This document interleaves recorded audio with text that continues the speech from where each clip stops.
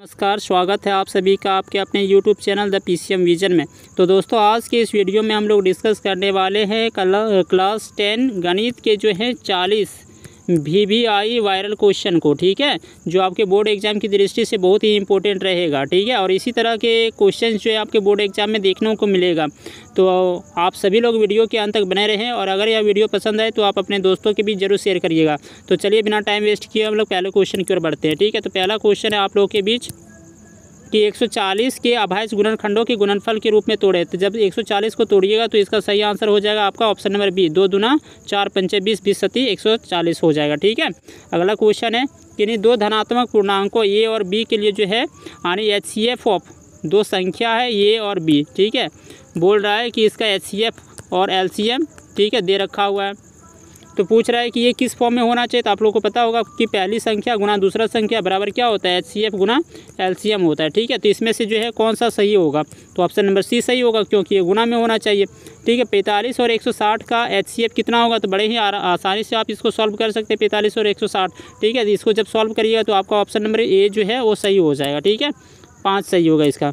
Next देखिए, दो धनात्मक पूर्णांक जो ए तथा बी दिए रहने पर अद्वितीय पूर्ण संख्या क्या है, क्यू तथा आर। पूछ रहे कौन सा कथन सही है। तो आप लोगों को पता होगा कि ये बराबर क्या होता है, BQ प्लस आर, यानी भाज्य बराबर जो होता है भाजक गुना भागफल प्लस क्या होता है सही शेष होता है, यानी ऑप्शन नंबर बी जो है इसका सही है। नेक्स्ट कि यदि बहुपद जो है x² - 9x + a के शून्यकों का गुणनफल दे रखा हुआ है। बहुपद क्या चीज़ है, x² - 9x + a कि इसके शून्यकों का गुणनफल यानी अल्फ़ा प्लस बीटा कितना दे रखा हुआ है, 8। ठीक है, और आपको पता है कि यहाँ पे जो होता है वो क्या होता है, अल्फ़ा इंटू बीटा ही होता है। ठीक है, यानी ये की जगह यहाँ पे दे रखा हुआ है आपका 8 दे रखा है। पूछ रहा है इसके शून्य क्या होंगे। ठीक है, तो बड़ी आराम से इसको सॉल्व कर सकते हैं गुणनखंड। x² - x - 8x ठीक है प्लस 8 बराबर 0, ये हो गया। यानी गुना करने पे 8x² आना चाहिए और जोड़ने घटाने पे -9x। ठीक है, तो ये आपका आ रहा है। यहाँ से कॉमन ले लीजिए, ये x - 1 होगा और यहाँ पे भी x - 1 होगा, ये -8 कॉमन जाएगा। यानी x का 2 वैल्यू आएगा आपका, एक +1 आएगा और +8 आएगा। ठीक है, तो +1 और +1 8 +8 किस में है, ऑप्शन नंबर डी इसका ठीक है। नेक्स्ट देखिए क्वेश्चन नंबर 6 क्या है कि क्वेश्चन नंबर 6 है अल्फ़ा और बीटा जो है ये बहुपद के शून्यक हैं। ठीक है, यानी x² + 2x + 1। तब पूछ रहा है 1/α + 1/बीटा का वैल्यू कितना होगा। तो चलिए इसको सॉल्व करते हैं हम लोग। x² + 2x + 1 दे रखा हुआ है। ठीक है, इसको सॉल्व करिए, x² + 2x + 1। ठीक है, गुना करने पे x² आना चाहिए, जोड़ने पर 2x आना चाहिए, तो x + 1 में टूटेगा।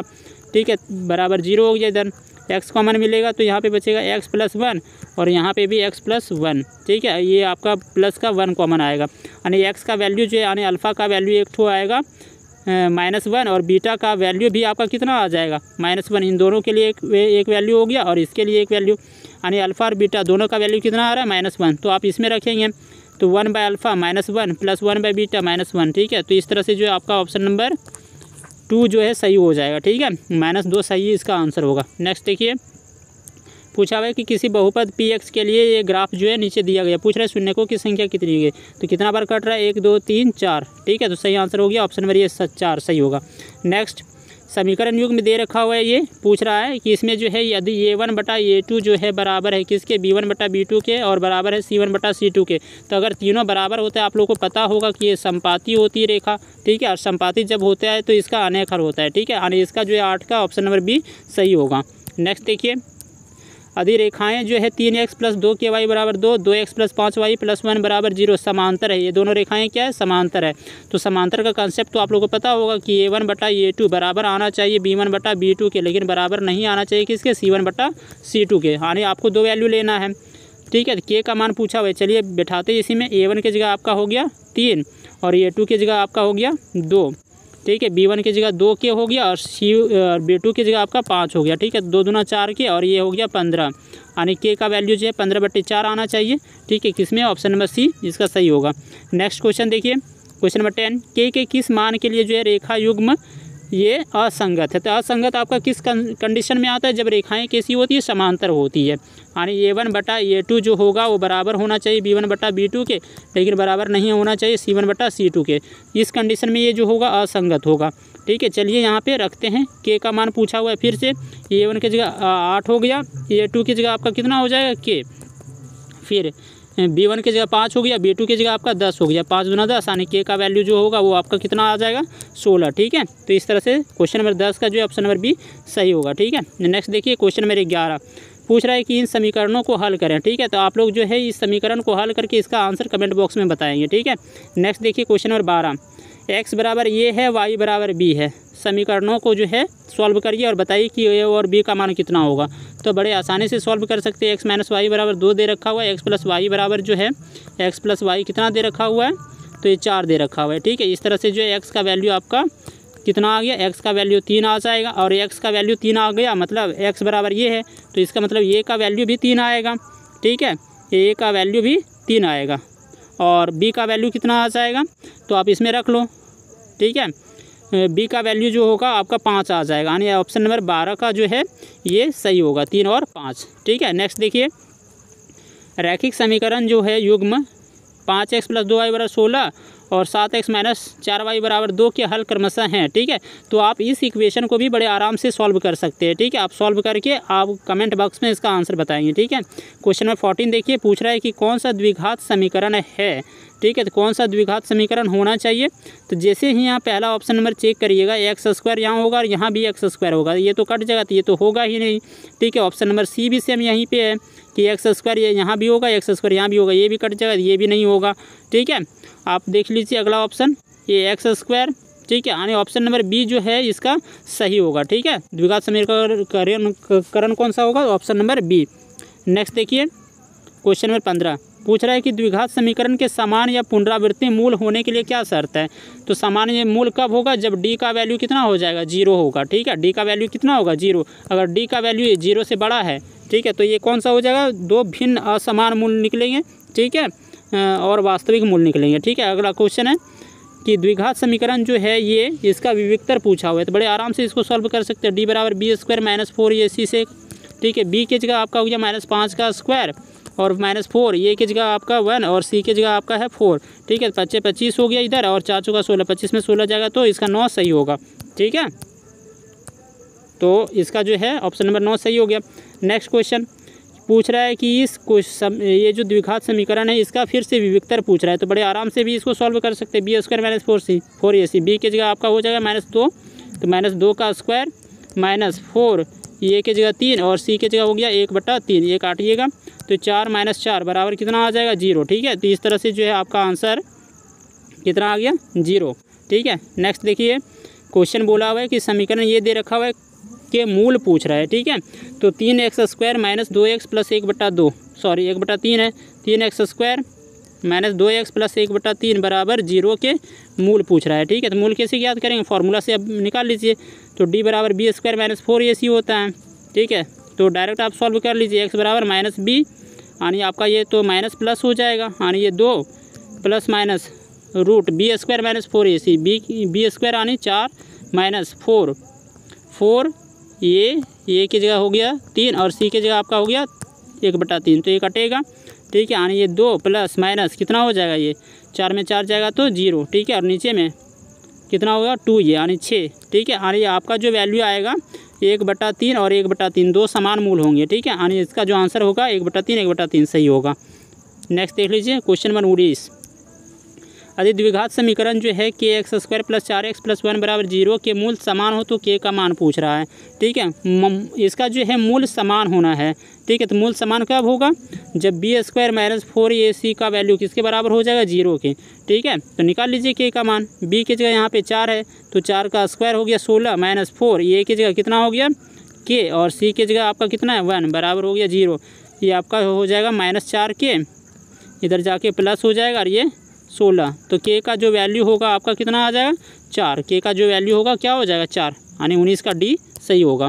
नेक्स्ट देखिए द्विघात समीकरण जो है इसका मूल पूछ रहा है। ठीक है, तो आप इसको भी बड़े आसानी से सॉल्व कर सकते हैं। गुना करने पे आना चाहिए 10x² और जोड़ने या घटाने पे -3x, तो कौन सा हो जाएगा आपका 2 और 5। ठीक है, + 2x - 5x - 10 बराबर 0। ठीक है, x + 2 ये हो जाएगा, यानी जो है x का वैल्यू आना चाहिए एक तो -2 और एक 5 आना चाहिए, यानी -2 और 5। ठीक है, -2 और 5 किस में है, तो ऑप्शन नंबर ये सही होगा इसका। नेक्स्ट पूछा हुआ है कि ए पी जो है के लिए प्रथम पद और सार्वअंतर क्या होगा। तो प्रथम पद क्या चीज़ है इसमें 3 है और सार्वअंतर जो है 1 में 3 जाएगा -2, ठीक है, यानी 21 का जो है 2 सही होगा। नेक्स्ट पूछ रहा है ए पी का कौन सा पद जो है वो शून्य होगा, ठीक है, कौन सा पद जो है वो शून्य होगा। और ये एन एक तरह से पूछ रहा है कि 0 होना है, ठीक है, तो आसानी से सॉल्व कर सकते हैं। ये एन बराबर क्या होता है, ए प्लस एन माइनस, ये एन बराबर हो गया A plus N minus 1 into D. ये एन की जगह हो गया 0, कौन सा पद शून्य होगा, ए की जगह आपका है 21 प्लस एन माइनस 1, ठीक है, और डी का वैल्यू कितना हो जाएगा, 18 में 21 जाएगा तो माइनस का 3, तो ये -21 हो जाएगा। इधर आएगा तो ये -3n और ये प्लस का 3 हो जाएगा। इधर आएगा तो ये -24, यानी 8वां पद जो होगा इसका वो क्या चीज़ होगा, शून्य हो जाएगा, ठीक है। नेक्स्ट क्वेश्चन देखिए कि पूछ रहा है कि ए पी जो है 7, 13, 19, 205 में कितने पद हैं, ठीक है, यानी एक तरह से एन का वैल्यू पूछ रहा है और ये एन का वैल्यू दे रखा हुआ है 205, ठीक है, तो सॉल्व करिए। ए एन बराबर हो गया ए और ए की जगह हो गया आपका 7 प्लस एन माइनस 1 और डी की जगह 13 में 7 जाएगा तो आपका हो जाएगा 6, ठीक है। तो इसको आप लोग सॉल्व करिएगा और बताइएगा कमेंट बॉक्स में आंसर कितना आ रहा है, ठीक है। नेक्स्ट क्वेश्चन देखिए, क्वेश्चन नंबर 24 बोल रहे 6 से विभाजित प्रथम 40 धन पूर्णांकों का योग ज्ञात करें। तो आप ए पी बनाएंगे, 6 से कटने वाले 6, 12, ठीक है, 18 इस तरह से, ठीक है, कहाँ तक 40 तक, यानी एन का वैल्यू क्या है आपका 40, योग पूछा हुआ है तो एस एन बराबर निकाल लेंगे तो क्या होगा 40/2 प्लस, ठीक है, यानी n/2 ये की जगह आपका हो जाएगा 6 plus n-1 n 40 - 1 into D और डी की जगह आपका कितना हो जाएगा 12 में 6 का जाएगा तो 6, ठीक है। तो इसको जब सॉल्व करिएगा तो आपका आंसर जो है ऑप्शन नंबर सी सही हो जाएगा 4920, ठीक है। नेक्स्ट सभी डैश त्रिभुज समरूप होते हैं। सभी कौन से त्रिभुज समरूप होते हैं, सभी समबाहु त्रिभुज समरूप होते हैं, ठीक है। अगला देखिए कि त्रिभुज ए बी सी में जो है डी पैरेलल बी सी दे रखा हुआ है, डी पैरेलल बी सी है, ठीक है, इसका मान दे रखा हुआ है बी डी का कितना है 7.2, ठीक है, ये ई का है 1.8 और इसका है 5.4, पूछ रहा है इसका मान कितना होगा। तो आप लोग पढ़े होंगे ए डी बटा बी डी, ठीक है, तो ए डी बटा बी डी और बी डी कितना है, तो बी डी है 7.2, ठीक है, और ये है 1.8, ये ई बटे ई सी, ये आपका हो जाएगा 54, 5.4, 18 तिया 54 और 24 तिया 72, यानी ए डी का जो वैल्यू आना है, ठीक है, वो ए डी का वैल्यू कितना होगा 2.4। नेक्स्ट देखिए, यदि एक त्रिभुज के 2 कोण तथा एक अन्य त्रिभुज के 2 कोण क्रमशः बराबर हों, यानी एक त्रिभुज का 2 कोण और एक त्रिभुज के 2 कोण दोनों बराबर हों तो दोनों किस नियम से समरूप होंगे, तो ये से, ठीक है। नेक्स्ट पूछा है निम्न में से कौन त्रिभुजों की सर्वांग क्षमता की कसौटी नहीं है। सही आंसर हो जाएगा इसका option number B, triple A जो है त्रिभुजों की सर्वांग क्षमता का कसौटी नहीं है, ठीक है। नेक्स्ट देखिए, 2 समरूप त्रिभुजों के क्षेत्रफल का अनुपात जो है बराबर है। 2 समरूप त्रिभुजों के क्षेत्रफल का अनुपात क्या है, बराबर, तो ये त्रिभुज हमेशा क्या होते हैं, सर्वांगसम होते हैं, ठीक है। नेक्स्ट त्रिभुज ए बी सी एक समद्विबाहु त्रिभुज है जिसका कौन सी समकोण है, ठीक है, त्रिभुज ए बी सी समद्विबाहु है और इसका जो है कौन सी क्या है, समकोण। अगर ये कौन सी समकोण हो गया इसका मतलब 90 डिग्री हो गया ये, और ये मिलाकर के कितना डिग्री आना है 90 डिग्री, यानी ये 45 होगा। क्यों होगा 45, क्योंकि ये समद्विबाहु समकोण हो जाएगा, यानी ये दोनों भुजा बराबर हो जाएगा, दोनों भुजा बराबर तो ये दोनों कोण बराबर, ठीक है। पूछ रहा है कौन सा कथन जो है इसमें सत्य है, तो A B plus A C, A B कहाँ है, ए बी प्लस ए सी जो है ये बी सी के बराबर आएगा, नहीं गलत हो गया। A B plus B C, A B plus B C A C के बराबर आएगा, नहीं, ये भी गलत हो गया, ठीक है। ए सी स्क्वायर, ठीक है, बराबर आएगा 2 ए बी स्क्वायर, नहीं, ये भी गलत है। तो आपका आंसर ऑप्शन नंबर डी जो है इसका सही होगा। नेक्स्ट देखिए, त्रिभुज ए बी सी में जो है 7 सेंटीमीटर, ये भी कितना है 7 सेंटीमीटर, ए सी है 25 सेंटीमीटर, बी सी है 24 सेंटीमीटर, तो एंगल बी का मान ज्ञात करें, ठीक है। आपको जो है 3-4 ठो ट्रिपलेट याद करना है, 4, एक 6, 8, 10 वाला, एक 3, 4, 5 वाला, ठीक है, 5, 12, 13 वाला, ठीक है, और एक ये वाला 7, 24, 25 वाला, ठीक है। ये सारा जो ट्रिपलेट है वो समकोण त्रिभुज के लिए होता है, ठीक है। और यहाँ पे जो है यही ट्रिपलेट दे रखा हुआ है, पूछ रहा है एंगल बी का मान कितना होगा। अगर इस तरह से क्वेश्चन आएगा तो 90 डिग्री टिक कर दीजिएगा, ठीक है।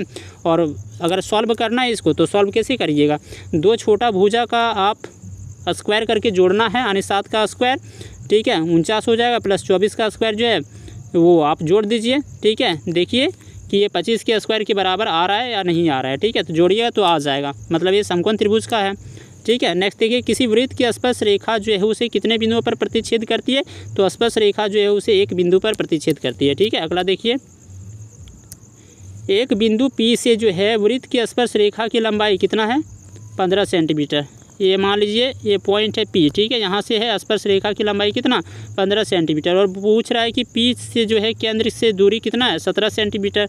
तो पूछ रहा है इसका त्रिज्या कितना हुआ, तो बड़े ही आराम से निकल जाएगा।